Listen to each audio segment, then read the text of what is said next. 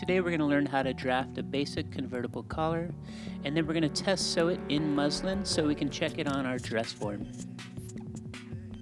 You're going to need all of your tools that you use for drafting patterns as well as draping, and of course you'll need your front and back bodice slopers, ironing board and iron, your sewing machine, and of course we'll need a soft measuring tape.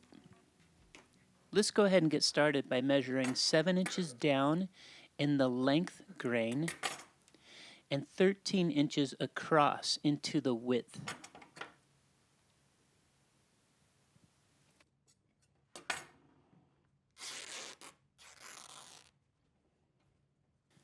Prepare your piece of fabric by pulling off all of the loose threads from each of the 4 sides. And go ahead and let's press this and get out any wrinkles and the curled over edges. Make sure everything's all flat and clean. And take a minute to check the block on your fabric. And if it needs to be blocked, be sure to block it gently, because it's such a small piece of fabric you might over block it in the wrong direction. Once you have it blocked, you want to steam and press it going straight down. This way you're training the yarns to stay exactly where they are, because this piece of fabric is now correctly blocked. With your new piece down on the tabletop, look at where my left hand is. This is going to be the center back. So along the length grain, you're going to want to measure 1 inch in from the raw edge and draw a straight line for center back. And again, we're going to do 1 inch up from the bottom raw edges, and this is going to be our new neckline. So let's take a closer look. Here I am labeling it CB for center back, and then this is going to be the neckline. Alright, so let's take a look at the back sloper. Here's the center back and the neckline of my sloper. Here's the center back of the collar, and here's where the neckline will sew out to the shoulder. As well, looking at the front, we'll start from the shoulder and going from the neckline, this will continue on to the center front here on the collar. So we want to measure from center back along the neckline to the shoulder from our sloper. Then we'll transfer this measurement from center back along the neckline of the collar. This notch will be the shoulder notch. Here you can see it compared to the shoulder of the back, and here's the shoulder of the front. So again, I want to continue measuring from the shoulder of the front along the neckline to center front, and I'll transfer this information starting from the shoulder notch all the way to center front. Now let's double check by starting from the center back along the neckline to the shoulder, and then again continuing from the shoulder along the neckline to center front. And this full measurement we can measure from center back all the way to center front. So starting at center back, come out to the first notch. Again, that's shoulder. So let's label that S and continue on to the center front, and let's label that CF. So starting here at center front at the neckline, we want to move up 1/2 of an inch. Then what we're going to do is we're going to take our French curve, and starting from center back, slide your French curve over to meet this 1/2 inch mark and blend down into the shoulder notch along the neckline. Then we want to go upwards along center back 3.5 inches. This is going to determine how tall the collar is. Again, do the same 3.5 inches from the neckline up at center front, and go ahead and square this off with center back. So what we want to do now is we want to start at center front, and what we want to do is we want to draw a grain line that goes perfectly vertical with the length grain. And then from that new 3.5 inch mark, we want to move that up also 1/2 inch here at center front. Put your pencil on that 1/2 inch dot, and again slide your French curve over to blend it into the style line of the top of the collar. So let's take a minute here, and we're going to label this CF for center front inside of the collar piece. Now what we're going to do is, when we're looking at a collar, the tip of the collar actually sticks out beyond that center front line. So here's an example of a collar that I've already sewn. What we can do is we can look at about how much further collar might stick out. And again, I'm going to use my French curve to maintain that curve that I've already established and guesstimate about what I would want for the tip of the collar to stick out beyond center front. And I'm going to connect that exactly back to center front at the neck. So what we're looking at here is this neckline area is going to get pinned to the dress form. And then as you roll the collar out, you can no longer see it from the back side. So what we want to do is we want to transfer these lines to the opposite side. So I'm going to sharpen my pencil really well, and I can poke through these different locations, so then from the back I can see where to line up my tools. So I'll also put just a couple dots here along the curve so it's easy to see from the opposite side. And I want to align my tool from the front, so once I flip it over, I know I have it still established at the same angles.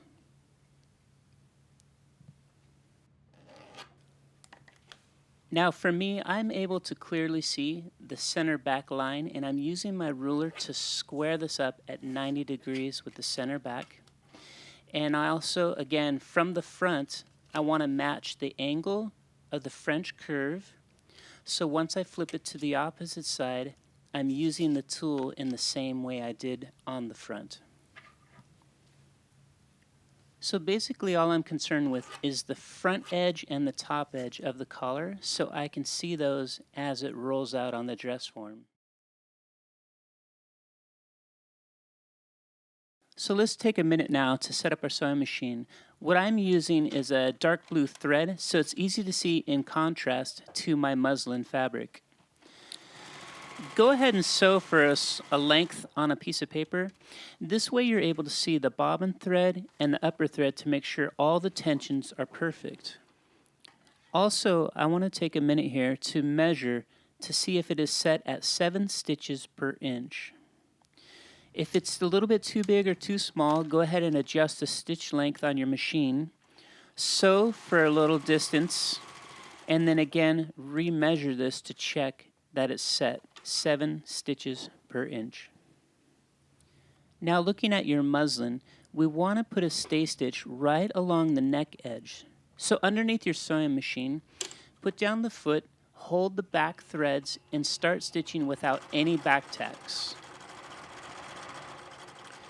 Sew exactly along the neckline right on top of your pencil marks, and again ending with no back tacks.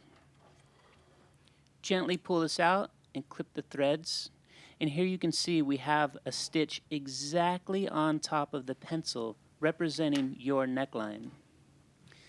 Along center back, what we want to do is we're going to fold over this 1-inch fold and finger press it with our nails.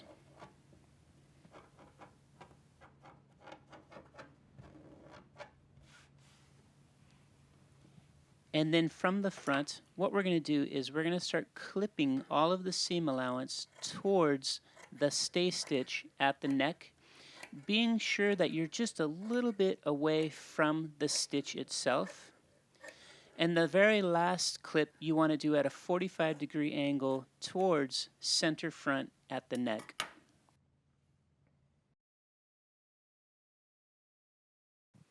Here on our dress form, what we're going to do is we're going to start pinning the collar along the center back at the neck. You're going to want to make sure that your pins are pointing towards the collar. So as you pull the collar along towards center front, the pins will hold this in place. As you're pinning this to the dress form along the neck edge, make sure that all of your pins are pointing towards center front. Now once we get to center front, if you recall that the sloper is 1/2 inch down from the neck edge from the dress form. So I put a pin here as a reminder. Once I bring the collar around, I want to align it with center front 1/2 of an inch down. And notice that this time I'm pinning back towards center back to hold the collar in place. Now we'll be able to start folding the collar back down, and I'm going to move to the center back. And what I want to do is I want to fold this collar in half so I can pin it to center back,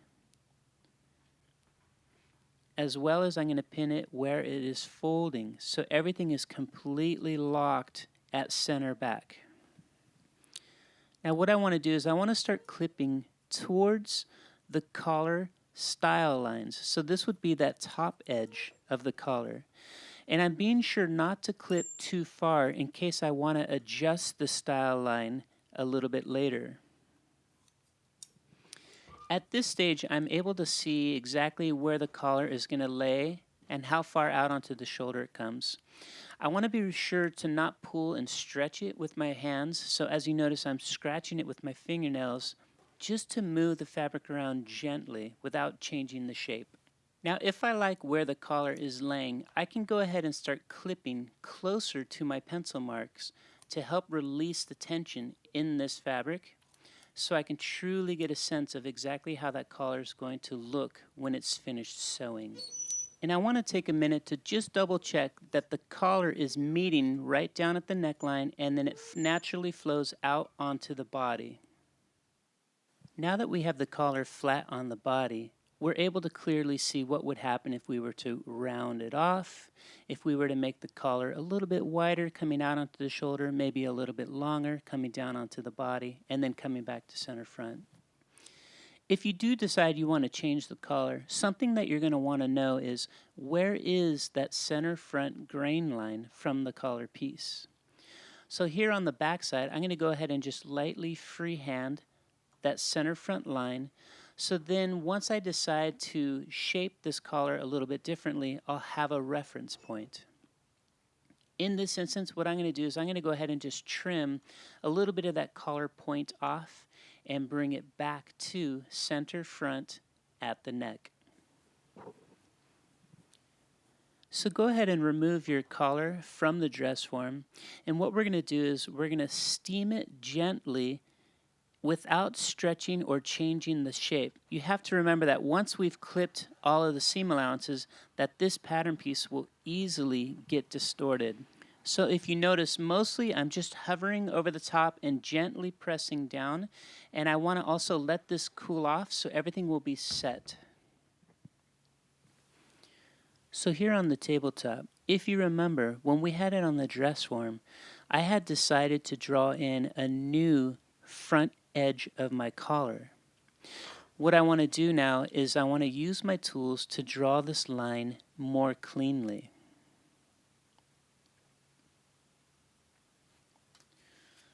Also, I did it in a different color. This way it's easy to see that this is my new collar line that I want to keep. So from the front, I'm going to go ahead and draw that in so it's clear to see. And then I'm going to go ahead and darken in my center front grain line.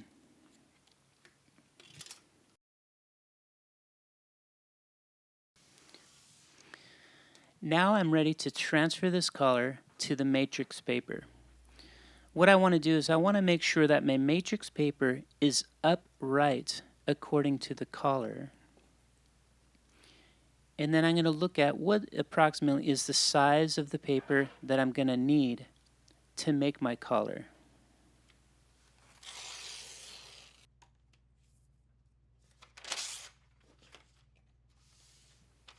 So again, I want to make sure that my matrix dots are upright, the same as the collar. And then on the left-hand side, I'm going to go ahead and draw what would be my center back. And then from the bottom edge of the paper, I'm going to draw what would be my neckline, and I'm also leaving lots of room so I can add seam allowance later. What I want to do now is I'm going to pin this paper on top of my muslin drape, and I'm able to square up center back and the neckline.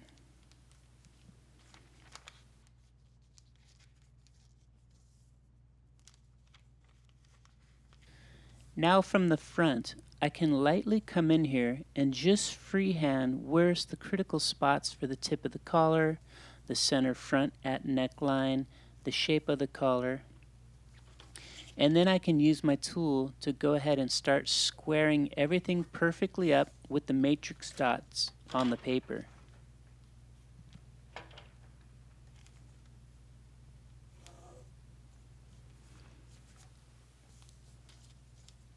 I want to use the French curve to blend that neckline all the way back to the shoulder. So I'm going to transfer my shoulder notch up to the piece of paper, and I'm going to use this tool in the exact same way I've done on the muslin, at the neckline as well as at the top of the collar.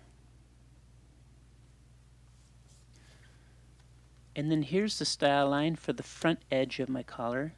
And I'm going to use my tool to blend this right back to center front at the neck.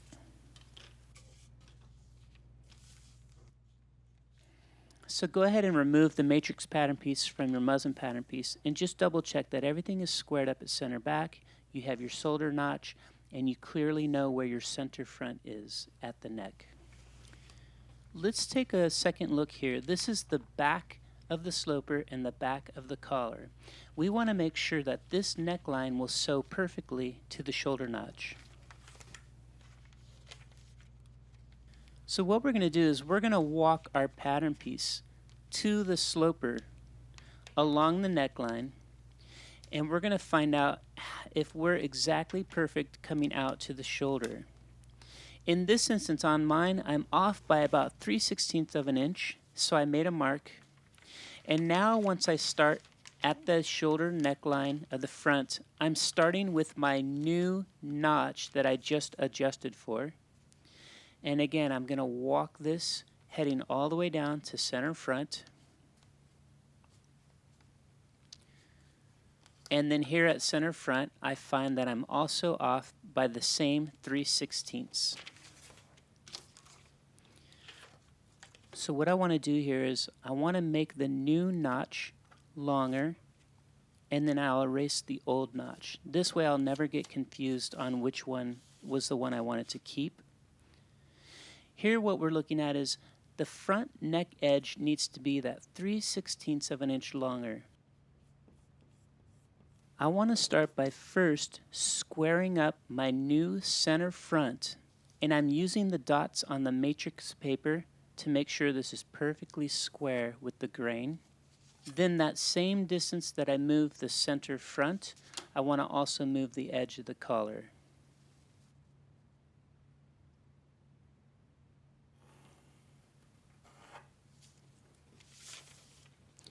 Now I can go ahead and clean up all of my lines and then re-darken in anything that got erased.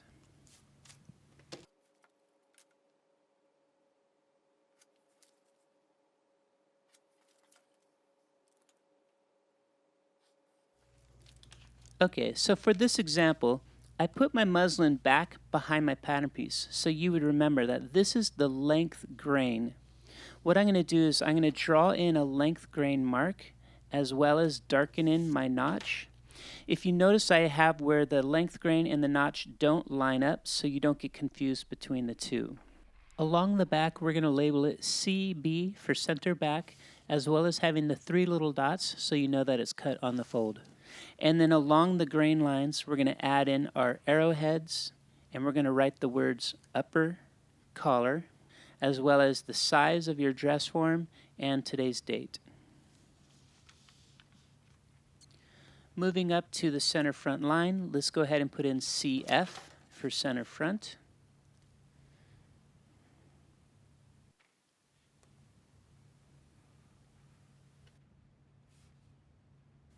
And your upper collar is complete. All right, now that the upper collar is complete, we need to take another piece of matrix paper so we can make the under collar. So again, from the left-hand side, I want to draw in what's going to be the center back, and I'm going to leave lots of room for seam allowance. As well as coming up from the raw edge, I'm going to square up a line, which will be our neckline, and leaving room for seam allowance. Now I can put the under collar pattern piece on top of the upper collar, squaring up with center back and the neckline. So I want to go ahead and transfer the shoulder notch from the upper collar, and I want to have the exact same neckline as the upper collar. So again, I'm going to use my tools, blending from the 1/2 inch mark above the neck all the way down to the shoulder notch. I also want to come in here and lightly transfer the front edge and the top edge from the upper collar. But again, you're going to do this lightly. Now starting at center back from the neckline, come out to center front and label this -0. Come up the style line to the point of the collar and label this -1/8, -1/8, and then all along the top edge of the collar, -1/8 at center back. Now taking your ruler, we're going to start at the top edge of the collar at center back, square, and you're minusing 1/8. As you come out onto the tip of the collar, we want to minus 1/8, following the shape of the corner, as well as the leading front edge of the collar, we want to minus 1/8. For the top edge of the collar, you're going to want to find the original placement of the French curve and move it down to this minus 1/8 line. But this 1/8 is going to go back to 0 at center front. So using my curve, here's the collar underneath, and I'm going to pivot from 0 at center front to minus 1/8 at the tip, and then use my French curve to get this new 1/8 smaller for the under collar itself. So all the way from center back to the tip down to 0 at center front. Once you've done that, go ahead and erase all this extra information.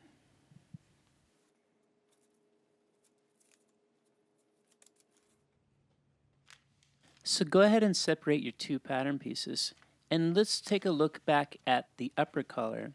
If you recall, the center back is on a fold, and the grain of the pattern piece goes with the length grain of the fabric.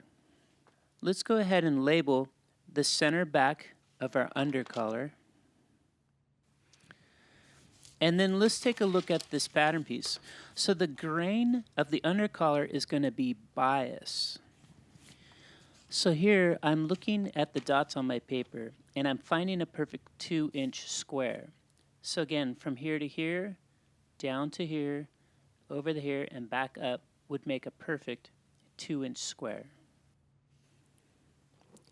Now, if you're to connect the corners of this perfect square, you're going to get a 45-degree angle. This is going to be the bias angle for how we're going to cut the grain of your undercollar. Go ahead and draw that in from edge to edge and add on your arrowheads. And along this grain line, we're going to also put on there that this is the undercollar, the size of your dress form, and today's date.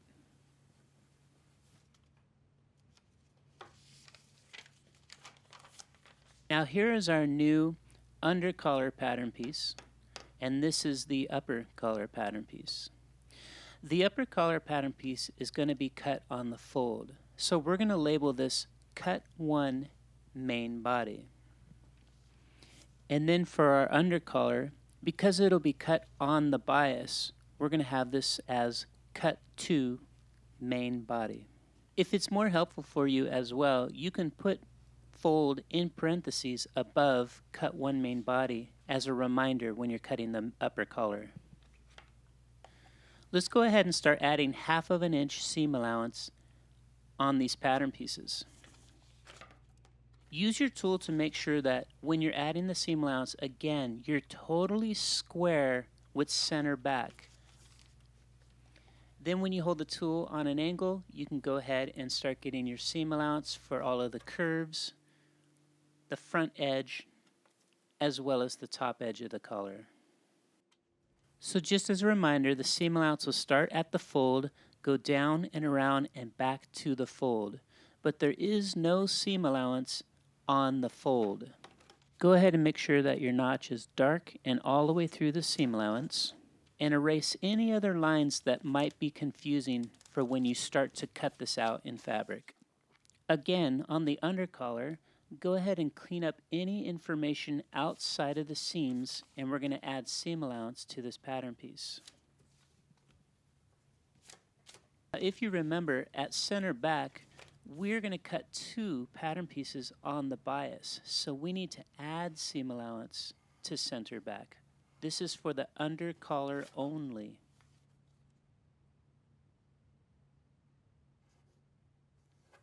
Then when you hold the tool on an angle, you can go ahead and start getting your seam allowance for all of the curves, the front edge, as well as the top edge of the collar.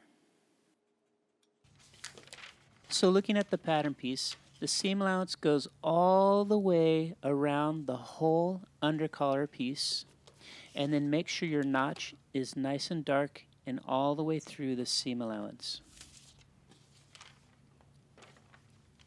Double check that your back is on the fold and it does not have seam allowance on the fold, and go ahead and erase any other extra lines that might be confusing when you start to cut this out on fabric. Be sure to look at part 2, where we're going to cut and sew this in draping muslin and then do a test fit back onto our dress forms.